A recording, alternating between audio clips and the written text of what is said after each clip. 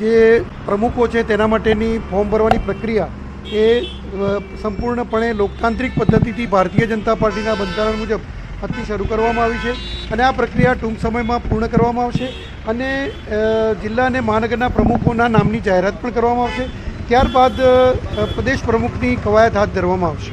તમામ કાર્યકર્તાઓના ઉમેદવારી પત્રો અમે અહીંયાથી સ્વીકારશું અને પ્રદેશ પાર્લામેન્ટરી બોર્ડ પાસે આ ઉમેદવારી પત્રો અમે રજૂ કરશું અને એના આધારે પ્રદેશ ભારતીય જનતા પાર્ટી અહીંયા અધ્યક્ષની જાહેરાત કરશે। તો આ તરફ રાજકોટમાં પણ શહેર ભાજપ પ્રમુખ માટે સેન્સ પ્રક્રિયા હાથ ધરવામાં આવી છે। આજથી રાજકોટ સહિત ગુજરાતભરના તમામ મહાનગરો તેમજ જિલ્લાના અધ્યક્ષ માટેના ફોર્મ ભરવાનું શરૂ કરવામાં આવ્યું છે। રાજકોટ શહેર ભાજપ કાર્યાલય ખાતે બપોરના 1:30 વાગ્યા સુધી આગેવાનો પ્રમુખ પદ માટેની દાવેદારી કરતું ફોર્મ રજૂ કરી શકશે। ઉલ્લેખનીય છે કે રાજકોટ શહેર વર્તમાન પ્રમુખ મુકેશ દોશી પણ પોતાની દાવેદારી નોંધાવનારા છે, તો બીજી તરફ જૂના જોગીઓના નામ પણ પ્રમુખ પદ માટે સંભળાઈ રહ્યા છે, જેમાં કશ્યપ શુક્લ, અશ્વિન મોલિયા તેમજ અરવિંદ રૈયાણી, દેવાંગ માકડ સહિતના આગેવાનો ફોર્મ ભરી શકે તેમ છે। તો બીજી તરફ રાજકોટ જિલ્લાના અધ્યક્ષ પદ માટે વર્તમાન અધ્યક્ષ અલ્પેશ ઢોલરિયા ફરી વખત રિપીટ થાય તે પ્રકારની શક્યતા જોવામાં આવી રહી છે। મહાનગરપાલિકાના પ્રમુખ પદ માટે ઉમેદવારી પત્ર ભરવાનો આજનો દિવસ છે। દરેક શ્રેણીના કાર્યકર્તાઓ આમાં પોતાનું ફોર્મ ઉમેદવારી પત્રક ભરી શકે છે। માત્ર નિયમોને આધીન એટલે કે 3 વખત સક્રિય સભ્ય પદ ધરાવતો હોવો જરૂરી છે। ભારતીય જનતા પાર્ટીમાં નાના કાર્યકરને પૂરું મહત્વ આપવામાં આવતું હોય છે। કોઈ પણ કાર્યકર એમ ઈચ્છે કે ભાઈ મારે પ્રમુખ પદ માટેની દાવેદારી કરવી છે તો આજે પાર્ટીના દ્વાર ખુલ્લા છે અને કોઈ પણ કાર્યકર્તા છે એ દાવેદારી કરતો હોય છે અને એના ભાગરૂપે મેં પણ આજ દાવેદારી કરી છે। પાર્ટીના તમામ કાર્યકર્તાને ફોર્મ ભરવા માટેની છૂટ હોય છે। મને પણ ઈચ્છા થઈ કે ભાઈ હું મારા ધંધામાં ને મારું બધું વેલસેટ છે અને પાર્ટીના કામમાં સેવા કરવા માટેની તત્પરતા છે। પાર્ટી મને તક આપશે તો હું આ તક ઝડપી અને પાર્ટીનું કામ કાયમ માટે કરીશ। પાર્ટીની ગાઈડલાઈન મુજબ આજે ફોર્મ ભરાવા જઈ રહ્યા છે અને અલગ અલગ ઉમેદવારો અહીંયા આજે પોતાની દાવેદારી નોંધાવશે। આપણે પણ ફોર્મ ભરીશું કે ના, હું ફોર્મ નથી ભરવાનો। હું અત્યારે મહામંત્રીની જવાબદારીમાં છું અને કોઈ પ્રમુખ પદની રેસમાં નથી। આ તરફ સુરત શહેર ભાજપ પ્રમુખ માટે આજે સેન્સ પ્રક્રિયા અને શહેર ભાજપના નવા સુકાની માટે આજે નિરીક્ષકોની ટીમના સુરતમાં ધાવા જોવા મળી રહ્યા છે। 3 પૂર્વ મેયર તેમજ 2 ભૂતપૂર્વ ડેપ્યુટી મેયર અને 1 માજી ધારાસભ્ય, 2 પૂર્વ સ્થાયી સમિતિના અધ્યક્ષ સહિતના આગેવાનો દાવેદારી કરે તેવી શક્યતા છે। તો રાકેશ શાહ તેમજ રમેશ ઉકાણી, કુલદીપસિંહ સોલંકી અને પંકજ દેસાઈ સુરતમાં દાવેદારોની રજૂઆત સાંભળશે। દાવેદારી નોંધાવનારાઓનો રિપોર્ટ પક્ષના મહુડી મંડળના નિરીક્ષકોને સોંપવામાં આવશે। મહત્વનું છે કે સૌપ્રથમ વખત ફોર્મ ભરીને સ્પર્ધા શહેર ભાજપ પ્રમુખના પદ માટે થવા જઈ રહી છે। સૌરાષ્ટ્રવાસી એવા પૂર્વ ધારાસભ્ય જનક બગદાણા, પૂર્વ મેયર જગદીશ પટેલ, પૂર્વ ડેપ્યુટી મેયર દિનેશ જોગાણી દાવેદારી કરી શકે છે। તો વર્તમાન શહેર સંગઠનના મહામંત્રી પદેથી રાજીનામું આપી ચૂકેલા લલિત વેકરિયા, સંગઠનની કામગીરીનો અનુભવ ધરાવનારા બાબુજી રાવાલા તેમજ ભાજપના શહેર અધ્યક્ષ પદે દાવેદારી નોંધાવે તેવી ચર્ચાએ જોર પકડ્યું છે। સુરત મહાનગર માટે અમે બધા અહીંયા આજે બેઠા છે। જે પણ કાર્યકર્તા હોય, સુરત મહાનગરના સિનિયર કાર્યકર્તા પદાધિકારીઓને આગામી સમયમાં પોતે શહેર અધ્યક્ષ કરવાની જવાબદારી લેવાની ઈચ્છા હશે એ બધા મિત્રો અહીંયા આવશે, એનો પરિચય પત્રક અને ફોર્મ અમને આપશે। એ સ્વીકારી એનું સંકલન કરી અને પાર્ટીમાં રિપોર્ટ અમારે પહોંચાડવાનો। આ પ્રક્રિયાના ભાગરૂપે આજે અમે સૌ ભેગા થયા છે। રાજ્યભરમાં આજે ભાજપ દ્વારા જિલ્લા પ્રમુખ માટે સેન્સ પ્રક્રિયા હાથ ધરાઈ છે, ત્યારે બનાસકાંઠાના ભાજપ કાર્યાલય ખાતે જિલ્લા પ્રમુખ માટે સેન્સ પ્રક્રિયા હાથ ધરવામાં આવી છે। સેન્સ પ્રક્રિયાને લઈને નિરીક્ષકો ચડોતરના કમલમ ભાજપ કાર્યાલય ખાતે પહોંચ્યા હતા। ઉમેદવારોના ફોર્મ અમરાઈવાડીના પૂર્વ ધારાસભ્ય અને પાટણના પ્રભારી જગદીશ પટેલ ઉમેદવારોના ફોર્મ સ્વીકારશે, તો પૂર્વ ધારાસભ્ય શશિકાંત પંડ્યા તેમજ મગનલાલ બાળી, લાલજી પ્રજાપતિ સહિતના અનેક ઉમેદવારોએ દાવેદારી નોંધાવી છે। ફોર્મ સ્વીકારવાની પ્રક્રિયા બાદ જિલ્લા સંકલનની બેઠક મળશે।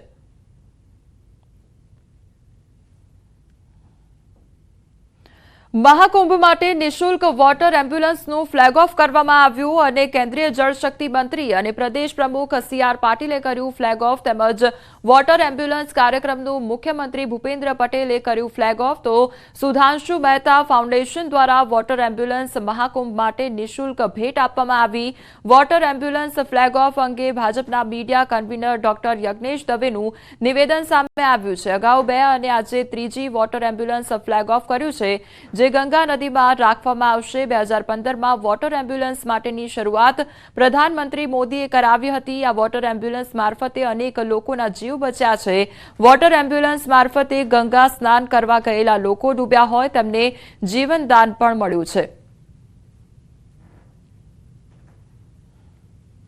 રાજકોટમાં બેફામ રફતારનો કહેર જોવા મળી રહ્યો છે સીસીટીવીમાં કેથ નંબર વગરની કાર અને બેફામ ડ્રાઇવિંગ કેવડિયામાં કાર ચાલકે 3 વાહનોને અડફેટે લીધા તો અકસ્માતમાં 3 લોકોને ઈજા પહોંચી છે એક વ્યક્તિને પગમાં ગંભીર ઈજા પહોંચી છે તો ઘાયલોને સ્થાનિકોએ હોસ્પિટલ ખસેડ્યા છે તો અકસ્માત બાદ કાર ચાલક ભાગી છૂટ્યો હતો તો તે અંગેના સીસીટીવી ફૂટેજ પણ સામે આવ્યો છે તેમજ રાજકોટની આ સમગ્ર ઘટના સામે આવી છે તો અમારી સાથે હાલ સંવાદદાતા અંકિત જોડાઈ ગયા છે અંકિત રાજકોટમાં જે રફતારના જે સાધનો જે ચલાવવામાં આવી રહ્યા છે તે હવે બેફામ બન્યા હોય તે પ્રકારની પરિસ્થિતિ જોવા મળી રહી છે શું અપડેટ તેને લઈને મળી રહ્યા છે ચોક્કસ ખાસ કરીને જે બનાવ સામે આવ્યો છે આ બનાવ રાજકોટ શહેરના ભક્તિનગર પોલીસ સ્ટેશન વિસ્તારમાં આવતા કેવડાવાડી વિસ્તારની અંદર બન્યો હોવાનું છે તે સામે આવ્યું છે જે ઘટના ઘટિત થઈ છે તે ગઈકાલે સવારે 10 વાગ્યા આસપાસ એટલે કે 9:54 આસપાસ બની હોવાનું છે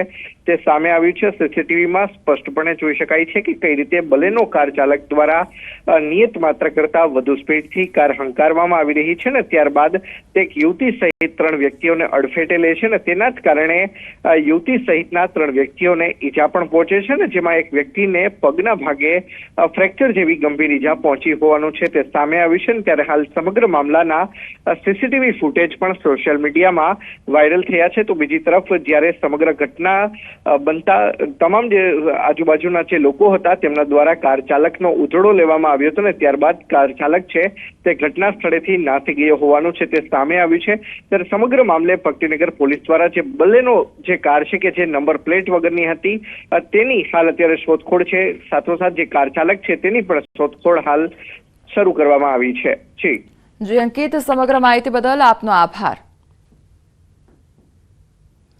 આ તરફ દ્વારકા નજીક હાઈવે પર માર્ગ પર બસનો ગોઝારો અકસ્માત સર્જાયો અને કુરાંગા પોરબંદર ચોકડી પાસે ખાનગી બસ પલટી મારી ગઈ તો બસ પલટતા બસમાં સવાર 15 થી 20 મુસાફરોને ઈજાઓ પણ પહોંચી છે તમામને 108 મારફતે હોસ્પિટલ ખસેડવામાં આવ્યા છે પોલીસે ઘટનાસ્થળે પહોંચીને વધુ તપાસ હાથ ધરી છે તો બસનો અકસ્માત સર્જાયો હોવાની આ ઘટના સામે આવી છે જેમાં 15 થી 20 જેટલા મુસાફરોને ઈજા પહોંચી છે તો દ્વારકા નજીક જે હાઈવે આવેલો છે ત્યાં ગુજારો અકસ્માત સર્જાયો જેમાં 10 થી 15 જેટલા લોકોને ગંભીર ઈજાઓ પણ પહોંચી છે જેઓને સારવાર અર્થે હોસ્પિટલ અર્થે ખસેડવામાં આવ્યા છે તો અમારી સાથે હાલ સંવાદદાતા મુકુંદ જોડાઈ ગયા છે મુકુંદ દ્વારકા હાઈવે પર ગંભીર અકસ્માત સર્જાયો કયા પ્રકારની પરિસ્થિતિ હાલ જે ઈજાગ્રસ્તો છે તેમનું શું અપડેટ મળી રહ્યું છે જી વાત કરવામાં આવે તો અમદાવાદથી દ્વારકા દર્શનાર્થે જતી એક પ્રવાસીઓની જે બસ હતી તે બસ છે તે દ્વારકા નજીક કુરંગા પોરબંદર ચોકડી આવેલી છે ત્યાં અચાનક પલટી મારી જે હતી ડ્રાઈવરે સ્ટેરિંગ પરનો કાબુ ગુમાવતા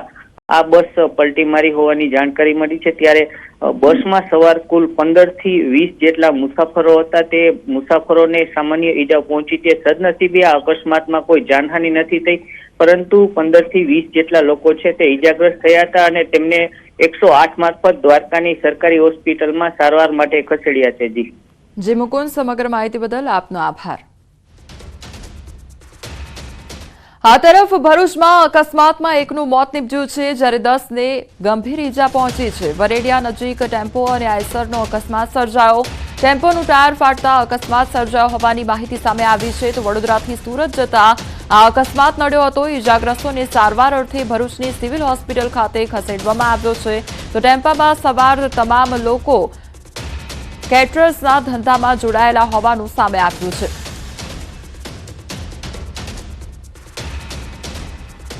દારૂ રાખવાનો નવો કિમિયો ભુજ એલસીબીએ પકડ્યો છે। માંડવીના મકડા ગામની સીમમાં ખાડામાં ટાંકી રાખી આ દારૂનો જથ્થો રાખવામાં આવ્યો હતો તો વાકલ માતાજીના મંદિર પાછળ દારૂનો જથ્થો રાખવામાં આવ્યો હતો।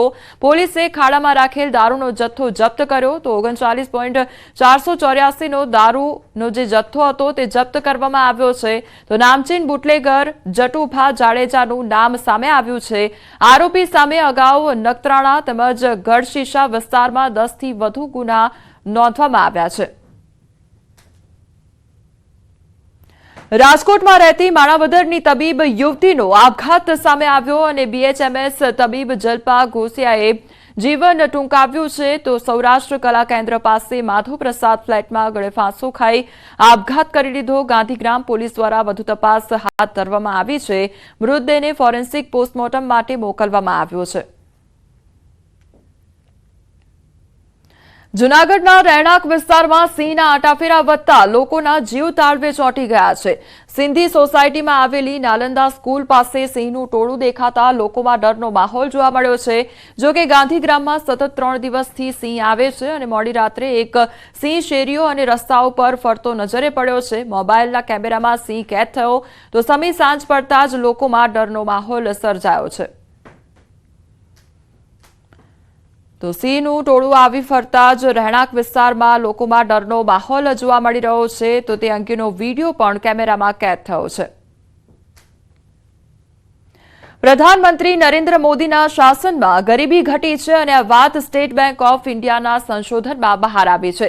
ભારતની ગ્રામીણ ગરીબીનો રેશિયો નાણાકીય વર્ષ 2023-24માં ઘટીને 4.86% થયો છે, જે વર્ષ 2011-12માં એટલે કે 12 વર્ષ પહેલા 25.7% હતો, જ્યારે શહેરી ગરીબીનો રેશિયો આ સમયગાળામાં 4.6%થી ઘટીને 4.9% થઈ ગયો છે।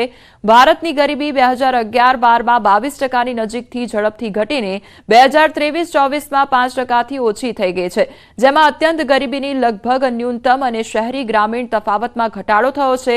સ્ટેટ બેંક ઓફ ઇન્ડિયાના સંશોધકોએ આ જણાવ્યું છે। સમાચારોમાં આગળ વધીએ તે પહેલા રોકાઈશું એક બ્રેક માટે।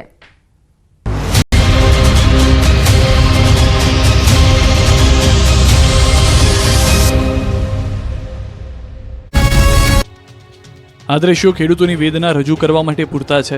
બજારમાં મોંઘા દાટ મળતા શાકભાજી ખેડૂતોને કોળીના ભાવે વેચવા મજબૂર થવું પડતા ખેડૂતોમાં રોષ ફેલાયો, ત્યારે સાબરકાંઠાના ખેડૂતોએ શાકભાજી બજારમાં વેચવા જવાની બદલે પોતાના ખેતરમાં જ પશુઓને છોડી મૂક્યા। શાકભાજીમાં મંદી જોવા મળતા ખેડૂતોને માર્કેટમાં સારા ભાવ ન મળતા તેઓ પશુઓને શાકભાજી ખવડાવવા મજબૂર બન્યા।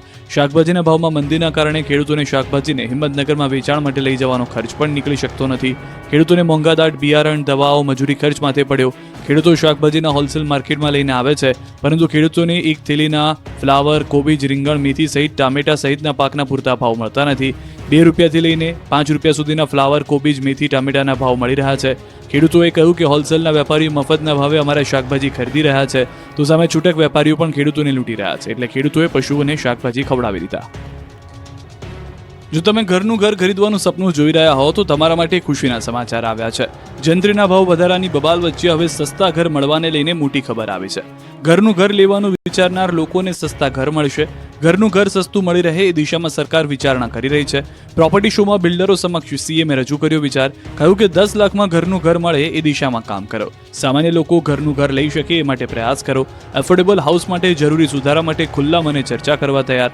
સાથે બેસીને એફોર્ડેબલ હાઉસની વ્યાખ્યા નક્કી કરવા અપીલ કરી। સાથે જ બિલ્ડરોને કહ્યું કે જંત્રી મામલે કોઈ ચિંતા ન કરતા, કહ્યું કે રજૂઆતો કરો, સારી રીતે આપણે આગળ પણ વધીશું। ડેવલપર તરીકે જવાબદારી સારી રીતે નિભાવો છો તો અમે સરકાર તરીકે પડખે છીએ। સાથે જ સીએમએ બિલ્ડરોને ટોણો માર્યો કે એફોર્ડેબલ હાઉસિંગ બિલ્ડરો ભૂલી ગયા છે। નાના મકાનો તૈયાર કરો, સામાન્ય લોકો ખરીદી શકે। 1 BHK 2 BHK મકાન તૈયાર કરવા અપીલ કરી। એક વ્હાઇટ કલરનો શર્ટ પહેરીને તમે રોડ પર ફરો ને તો 1 કલાકની અંદર જે બદલવાનું મન થાય ને એ 4-4 દિવસ પહેરશો તોય તકલીફ નહીં પડે એવો રોડ સાહેબ બનાવવા આગળ વધે। અમદાવાદની આન બાન અને શાન ગણાતો SG હાઈવે હવે ડસ્ટ ફ્રી હાઈવે બનશે। હવે તમે એસજી હાઈવે પર સફેદ મોતી જેવા કપડાં પહેરીને નીકળશો તો પણ તે કપડાં મેલા નહીં થાય. એસજી હાઈવે પર હવે ધૂળ ઉડવી એ ભૂતકાળ બનશે. ક્યાંય પણ હાઈવે પર ધૂળ નહીં ઉડે. હાઈવે પર ધૂળ ન ઉડે તેવા કામ ચાલુ છે. આ અંગેની ગૃહ રાજ્યમંત્રી હર્ષ સંઘવીએ નિવેદન આપ્યું. ક્રેડાઈ ગાહેડ હાઉસ અમદાવાદ ખાતે ક્રેડાઈ ગાહેડ સંસ્થાના 43મા સ્થાપના દિવસ નિમિત્તે યોજાયેલા કાર્યક્રમમાં ગૃહ રાજ્યમંત્રી હર્ષ સંઘવી ઉપસ્થિત રહ્યા. અમદાવાદના વિકાસમાં ડેવલપર્સના આધુનિક અને આઇકોનિક બિલ્ડિંગોને બિરદાવતા ગૃહ રાજ્યમંત્રી હર્ષ સંઘવીએ અમદાવાદમાં ધમધમતા એસજી હાઈવેને સંપૂર્ણ ડસ્ટ ફ્રી બનાવવા અંગેની મહેચ્છા દર્શાવી હતી અને તેમાં સહભાગી થવા સૌ ડેવલપર્સને અપીલ કરી હતી. અમદાવાદમાં દિન પ્રતિદિન પોલ્યુશનની સમસ્યામાં વધારો થઈ રહ્યો છે, ત્યારે સિઝન પ્રમાણે ગાર્ડન બનાવવામાં આવી રહ્યા છે. તેમ હવે ઓવરબ્રિજની નીચે પણ મેટ્રોના પિલ્લર પર વર્ટિકલ ગાર્ડન બનાવવા અંગેનો નિર્ણય લેવામાં આવ્યો છે. પ્રાયોગિક ધોરણે શહેરના હેલ્મેટ સર્કલ નજીક વર્ટિકલ ગાર્ડન બનાવવામાં આવી રહ્યા છે. મેટ્રો પિલ્લર પર અલગ અલગ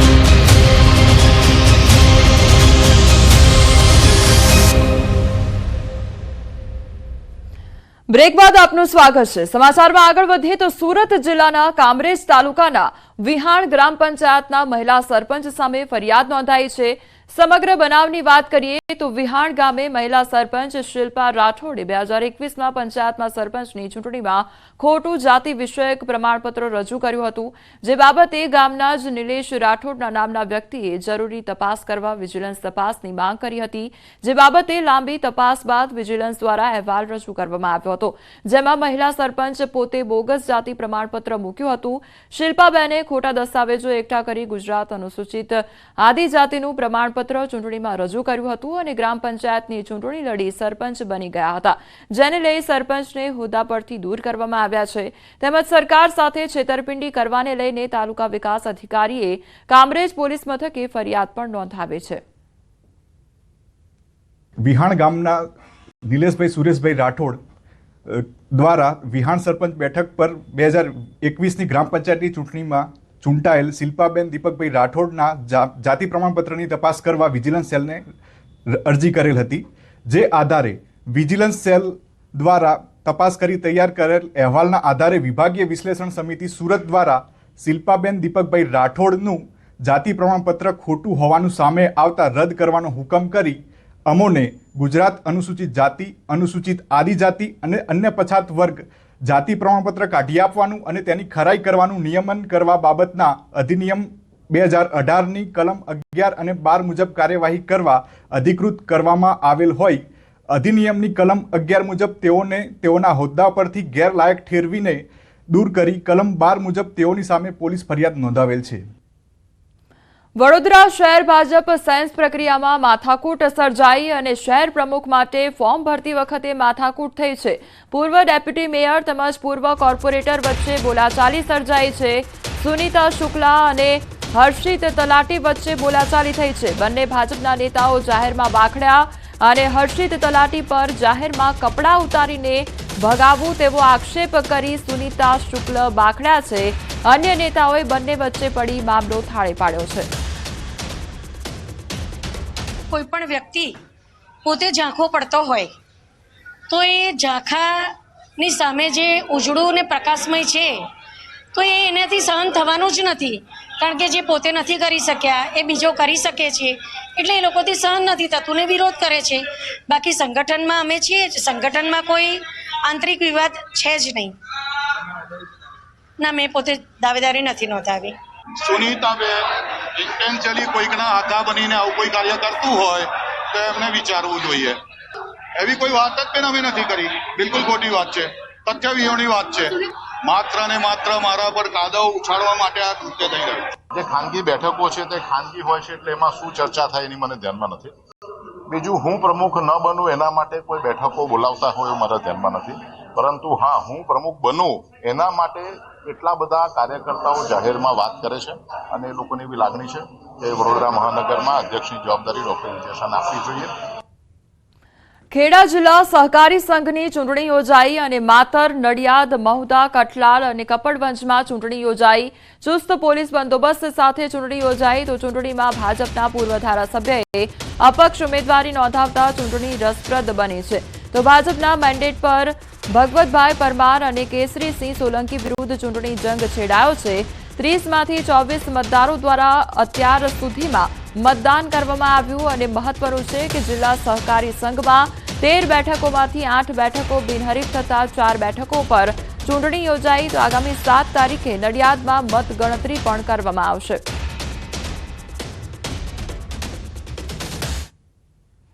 આધાર કાર્ડ કઢાવવા લાઇનોમાં ઊભું રહેવું પડે છે અને કલાકો સુધી રાહ જોવી પડે છે. આ તકનો લાભ લઈ એક શખ્સે પૈસા કમાવા કાવતરું રચ્યું.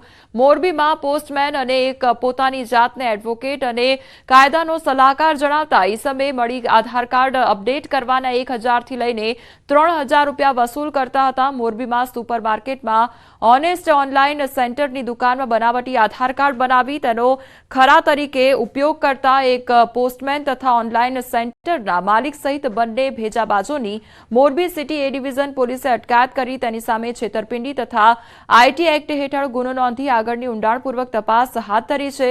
સરકારી ફી માત્ર 50 થી 100 રૂપિયા છે અને આ બંને ઇસમો ગ્રાહકની સ્થિતિ અને તેની ઉતાવળને જોઈને એ પ્રમાણે ચાર્જ વસૂલ કરતા હતા. હાલ આ બંને ઇસમોની પોલીસે ધરપકડ કરી છે અને અત્યાર સુધીમાં કેટલા આધાર કાર્ડમાં સુધારો કરી આપ્યો, આ રીતે રૂપિયા વસૂલ કર્યા છે તે દિશામાં ઊંડાણપૂર્વક તપાસ હાથ ધરવામાં આવી છે. છેલ્લી 21 તારીખ 21/12 કલેક્ટર ઓફિસમાંથી એવી સૂચના મળી કે પ્રાઇવેટ સેન્ટર દ્વારા મોરબીમાં અમુક લોકોના આધાર કાર્ડ વધારે પૈસા લઈને બનાવવામાં આવે છે અને એમાં જે કંઈ કીટ વપરાય છે ને એમાં પોસ્ટ ઓફિસની કીટનો ઉપયોગ થયેલ છે એવું એ લોકોને જાણવા મળેલ હતું. તો એ બાબતે એ લોકોએ અમને સૂચન કર્યું કે તપાસ કરાવી અને